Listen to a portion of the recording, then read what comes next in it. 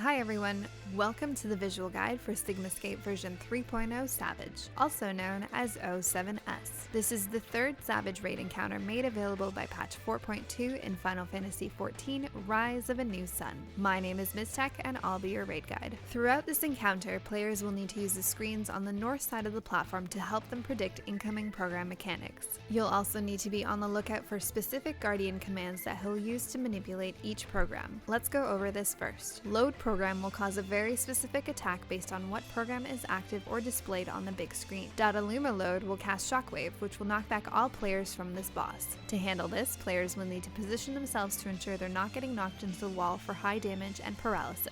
You can also use knockback immunities to avoid this completely. BIBLIOTAPH load will spawn 4 demon summoning circles in a set pattern around the platform. Each summoning circle requires 4 players standing in it to lock it and prevent an extra ad from spawning. Air Force load will cast a point-blank AoE attack around the boss for high damage and a paralysis debuff. All players need to ensure they're not in melee range to avoid this. ULTROS load will throw out massive ink splotches on every player. All players need to spread to assigned areas to avoid overlap of ink or they will die. Run program will spawn the ad appropriate to the current or active program. Skip will cause Guardian to skip the program displayed on the big screen and instead load the program shown on the little screen. Players should keep in mind what program is skipped though, as Guardian will eventually cast Retrieve and cause the skip program to run as well. Copy will occur in the first phase and is easy to overlook since it doesn't have an immediate effect. Players will need to remember what active program is being copied as it will come into play much later in the encounter when he will eventually paste the program. This is a lot of information to process all at once, but understanding these basic functions will give you the tools necessary to react accordingly throughout the entire encounter. This guide will be broken down into 3 sections: Phase 1, Virus Phase, and the last phase. We begin with Magitech Ray cast in the direction of a random player. Move out of this as necessary. This will occur throughout the entire encounter, so be sure to always keep an eye out for this cast. Immediately after, Arm and Hammer will target the main tank with a heavy hitting tank buster. Cool down and heal through this as necessary. Next, Atomic Ray will target all 4 damage dealers with these orange markers. This will deal damage to affected players and leave behind lightning bombs that will periodically explode in a wide radius around them. To handle this, we have the damage dealers spread in the south section of the platform until the bombs drop. Then the entire raid moves towards the north to avoid those explosions. Next up, a damage dealer will be marked for prey and targeted with a high damage missile that leaves behind a nasty fire debuff. Be prepared to give this player a little bit more healing attention.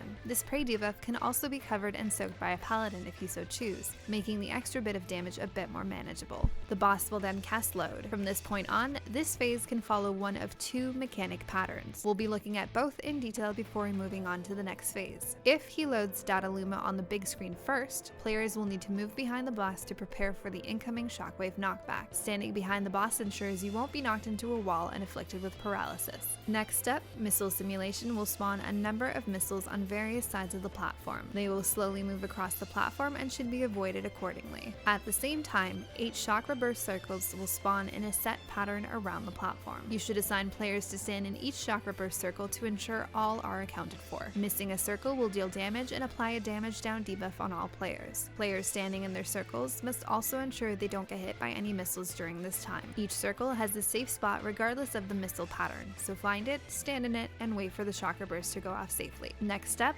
the boss will cast Run Program, which will summon Dataluma. Have the off-tank grab him and move him on top of the boss so damage dealers can cleave damage on the boss while destroying the ad. Watch out for another Magitech Ray during this time. At this point, players will be targeted with this blue marker and eventually blasted by Aura Cannon for high damage and a bleed debuff. To avoid hitting everyone with this, the affected player will need to move to the side of Dataluma to bait the attack away from the rest of the raid. Once Dataluma is destroyed, the Aura Cannons will cease. There's another Arm and Hammer tank buster on the main tank during this time. Don't forget your cooldowns. Another damage dealer will be targeted for the prey missile, and healers will need to be ready to heal through the resultant fire debuff. Dodge another Magitech Ray, and the Guardian will then cast Skip Program. In this mechanic pattern, Air Force is skipped and BIBLIOTAPH is loaded instead. Remember to keep in mind that Air Force was the program originally skipped. Demon Simulation will first spawn 4 sets of Demon Chain Telegraphs in a set pattern around the room. To handle this, we split the group up into melee tanks and ranged healers to handle each Demon Chain. Use Sprint to your advantage here as you don't don't have that much time to lock each circle before the cast goes off. If you fail, you'll need to deal with some extra demon adds, which at early gear levels will cause problems with the enrage timer. Next up, Guardian will cast Retrieve Program, which will load the original program he skipped moments ago. This will not be displayed on the screen again, and players need to remember what program was skipped originally and react accordingly. Since we know Air Force was skipped, all players need to ensure that they are out of melee range to avoid the high damage and paralysis of the first attack. At this point, Guardian will also copy the active program, which in this case is Air Force. This will come into play much later on in the fight and can be easy to forget, but with practice you'll have no trouble keeping up with the pattern. This missile simulation creates another pattern of missiles to dodge. However, Guardian will run the Air Force program at the same time. 4 airships will spawn in the 4 corners, tethering to damage dealers. These affected players will need to move to their respective ad corners and turn their ads around. Each ad will throw out Diffractive Laser, a massive cone attack in front of them. If any player is caught in this attack, they will die. As such, each damage dealer needs to face their ads into the corner and dodge the attack as necessary while destroying the ad. Bomb deployment will spawn 2 bombs on the platform with a red coil and a blue coil. Assign 2 players to defuse these bombs. One side of each bomb coil will glow bright, indicating it is the appropriate side to stand in to defuse the bomb safely. If you stand in the wrong side, the bomb will explode and you will all die. If you find that you're standing on the right side but the bomb still isn't defusing, quickly run in and out to make sure you properly defuse it. Another Arm & Hammer tank buster is happening during this time, and players will need to dodge another Magitech ray while the next program is loading. Check the screens to see what to expect. In this pattern, it's ULTROS, so be ready to avoid inking each other. Diffractive Plasma is a heavy-hitting raid-wide AoE.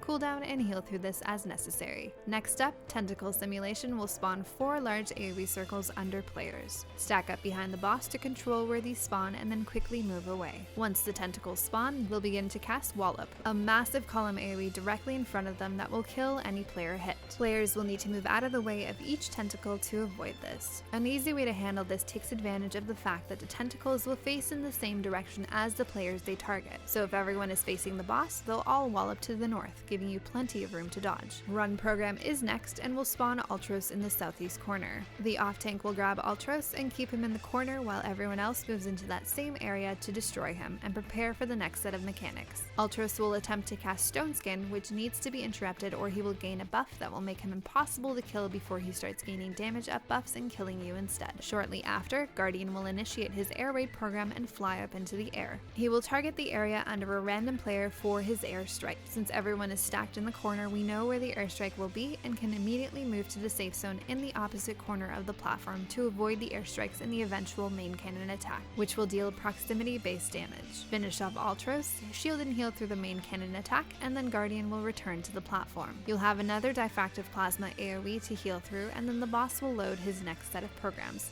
which begins the virus phase. But before we get into that, let's look at the other possible pattern for Phase 1. If BIBLIOTAPH is loaded as the first program at the beginning of the encounter, all players will need to split into their respective groups to lock down each demon summoning circle. Guardian will then skip the program to Dottaluma, and players will need to position themselves to avoid getting knocked back into the outer wall. Next, we'll need to dodge missiles while standing in the appropriate shock reverse puddles. Dottaluma will then spawn in the northwest corner and target players for Aura Cannon until he is destroyed. Next, Guardian will retrieve the ULTROS program, and players will need to spread to avoid overlapping the incoming damage. In this pattern, ULTROS program is copied and saved for later. Heal through the AoE blast, stack up for tentacles, and then move into the safe areas. In this pattern, ULTROS will spawn in the northeast corner. Remember to silence that Stone Skin while stacking in the corner to bait the next Guardian attacks. Once Guardian flies up, players can move across to the opposite corner. Next up, Air Force will be loaded, and players should ensure that they're out of melee range. Missiles and the Air Force tethered ads are next, followed shortly by bomb deployment. There will be one more tank buster, and then the boss will enter the next phase. The virus phase begins with the boss skipping the big screen program and instead loading the virus combat program. The virus combat program will link all 8 players with like or opposite charged tethers and afflict them with some very familiar debuffs. One tank will be tethered to one healer and both be afflicted with Searing Wind. 2 damage dealers will also be tethered together and afflicted with Searing Wind. Since players with Searing Wind need to be far away from others, we have each pair run to adjacent corners. Each Searing Wind player will also also have the opposite charge debuff of their tethered partner, causing them to eventually be pulled in towards one another. To handle this, we have each Searing Wind player move to a corner of the platform adjacent to that of their tethered partner. Searing Wind will blast every 3 seconds. They'll be pulled in towards each other along the outer edge of the platform. You'll wait for one more tick of Searing Wind before returning to the boss.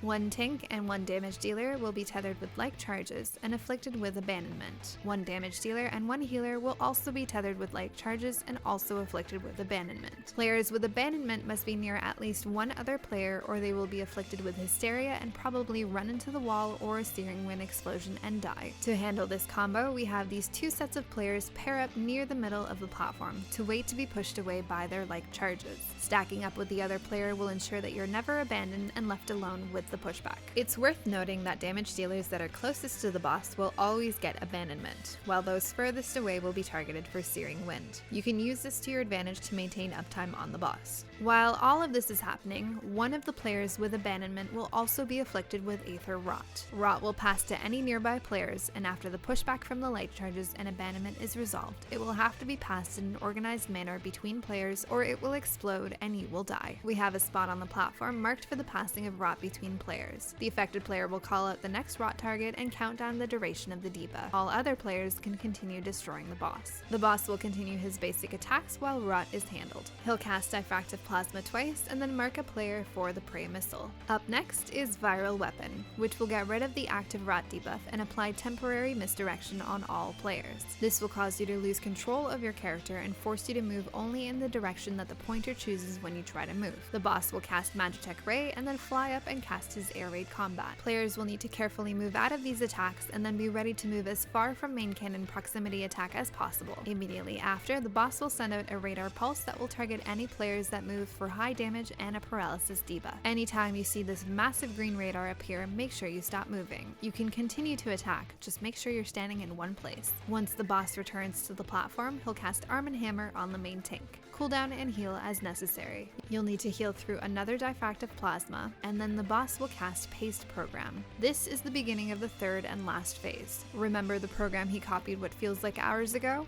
It's finally coming into play. Players will need to pre-position for either the copied ULTROS or Air Force program. In this phase, you'll notice that the programs you've become accustomed to now double up with other mechanics like radar pulse, extra bomb deployments, and atomic rays. The general handling of each mechanic is the same. You'll just find yourself having to handle more than one thing at once. After the pasted program, Guardian will use skip or load to either run a BIBLIOTAPH or a Dataluma program. After this first set of mechanics, the next sequence will be the other of these 2 possible programs. During the BIBLIOTAPH program, players will have to deal with a radar pulse as soon as the demon simulation cast is complete, forcing them to stand still after locking their second demon circle. When the BIBLIOTAPH program is run, the off-tank will need to immediately pick up the ad while the rest of the group destroys it as quickly as possible. There's a ton of damage during this section, so heavy cooldown usage is advised. During the Dataluma program, all 4 damage dealers will have to deal with extra atomic ray markers and the resulting lightning bombs as missile simulation and chakra burst circles appear. To handle this easily, each damage dealer can move to a corner to drop their lightning bomb before moving into their appropriate chakra burst circle.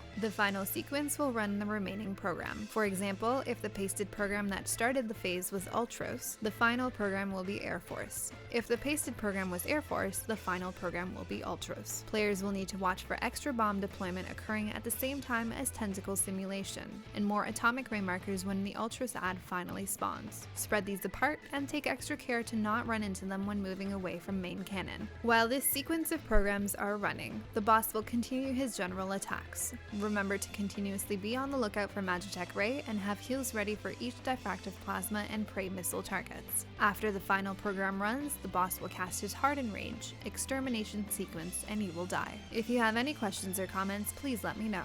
Up next, we'll head into Sigmascape version 4.0 Savage. As always, thanks for watching. Till next time.